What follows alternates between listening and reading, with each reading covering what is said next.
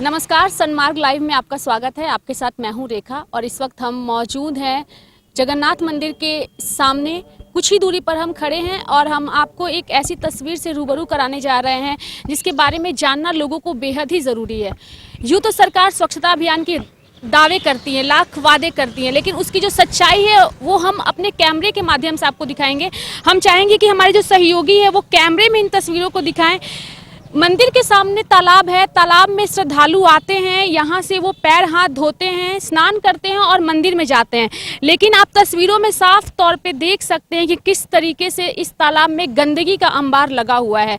क्या सरकार की इसमें लापरवाही नहीं कहेंगे कि मंदिर के ठीक सामने तालाब है लेकिन इसकी सफाई नहीं हुई है।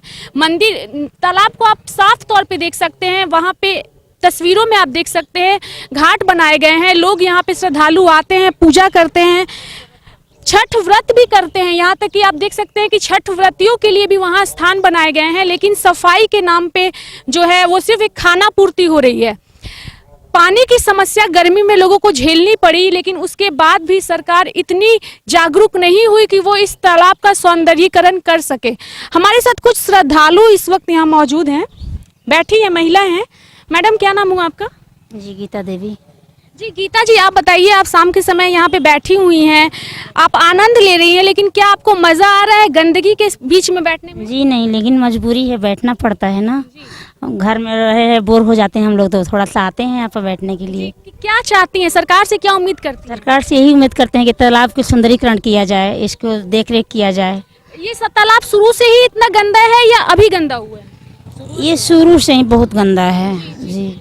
आप इस तालाब का इस्तेमाल करती हैं? जी, हम लोग आते हैं, छठ व्रत करते हैं, छठ व्रत में आते हैं। गंदगी के कारण हम लोग नहा नहीं पाते हैं, जबकि वो व्रत में हम लोग को नहाना चाहिए। क्या छठ के समय भी तालाब की सफाई नहीं होती? जी नहीं, इसी तरह थोड़ा मोड़ा पार्षद घास उस नचवा देते हैं, उसके बाद हम लोग खुद करके सफाई करते हैं। जी, तो आप समझ सकते हैं कि सालों भर जो है वो तालाब की स्थिति जो है ऐसी ही बनी हुई है। एक और महिला है, क्या नाम हुआ मैम आपका? मंजू देवी। मंजू जी, बताइए आपको कितनी परेशानी होती है ऐसी गंदी तालाब के से? छठ में होता है, छठ करते हैं हम लोग, तो नहाते नहीं है, घर से नहा के आना पड़ता है। हाँ। थोड़ा सा बताइए कि रथ यात्रा यहाँ होने वाली है, इसको लेकर के लोग तालाब का इस्तेमाल कर रहे हैं, मंदिर में पैर हाथ धो के जाते हैं, तो कितनी परेशानी होती है? देह में खुजली हो जाता है गंदगी के चलते। हाँ, आते हैं जो नहाते हैं उसको बहुत परेशानी होता है। सरकार से क्या उम्मीद करते हैं? यही सरकार से उम्मीद है कि अच्छा से उसको साफ सफाई करना चाहिए, उसको कि जो नहाए उसको अच्छा आनंद रहे। जी बिल्कुल सही कहा कि पानी की दिक्कत हो रही है, सरकार को इसमें पहल करने की ज़रूरत है। और सच में ये जो तस्वीरें हैं वो काफ़ी डरावनी हैं, हमें दिखाने में भी शर्म आ रही है ऐसी तस्वीरों को कि पानी के नाम पे ये एक तालाब है जो काफ़ी बड़ा है। आप देख सकते हैं कितना बड़ा तालाब है, पानी की समस्या लोग झेल रहे हैं, लेकिन उसके बाद भी जो है सरकार जो है वो कोई ठोस कार्रवाई नहीं उठा रही है। मैं चाहूँगी अपने सहयोगी से कि वो जरा इन तस्वीरों को गौर से दिखाएं कि अगर तालाब कितना ज़्यादा प्रदूषित होगा आप अनुमान लगा सकते हैं। लोग एक तरीके से इसको कचरा डस्टबिन में जैसे हम कचरा फेंकते हैं, बिल्कुल उसी तरह तालाब के सामने कचरा फेंका गया है। पूरा जो तालाब है वो जलकुंभी से और कचरे से भरा हुआ है और एक ऐसी सच्चाई से रूबरू करा रहे हैं कि जो सरकार है वो लाख विकास के दावे करती है, लेकिन वो विकास धरातल पर तो नहीं दिखता हमें। एक पुजारी है यहाँ पे हमारे साथ, क्या नाम हुआ सर आपका? जी, मेरा नाम अविनाश कुमार दीक्षित है। जी अविनाश जी, इस तालाब के विषय में क्या जानकारी है आपको, क्या बताना चाहेंगे?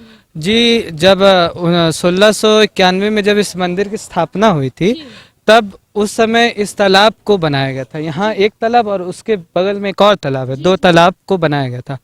पहले जब विकास उतना नहीं हुआ करता था तो बिहड़ गांव से जब लोग जुटते थे तो यहाँ रात में इस एरिया में वो लोग कैंप करते थे, वहाँ अपने तंबू गाड़ते थे और फिर जैसे रथ आज वो तंबू गाड़ के यहाँ रुकेंगे और रथ यात्रा के दिन इसी तालाब में स्नान करके फिर भगवान के दर्शन करने जाते थे।